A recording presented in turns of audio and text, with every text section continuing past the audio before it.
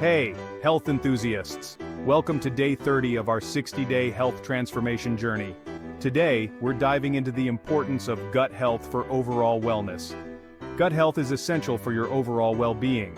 A healthy gut can improve digestion, boost your immune system, and even enhance your mood.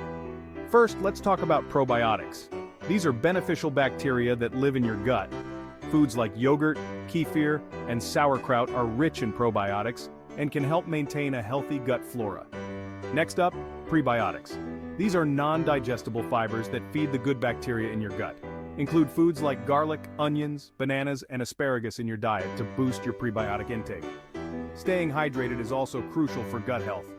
Water helps with digestion and the absorption of nutrients. Aim to drink plenty of water throughout the day. Fermented foods like kombucha, kimchi, and miso can further support a healthy gut. They're packed with probiotics and can add variety to your diet. A healthy gut is the foundation of overall wellness. By incorporating probiotics, prebiotics, and staying hydrated, you can support your digestive health and feel your best. Thanks for joining me on day 30. Stay tuned for tomorrow's video where we'll explore the benefits of cardio workouts.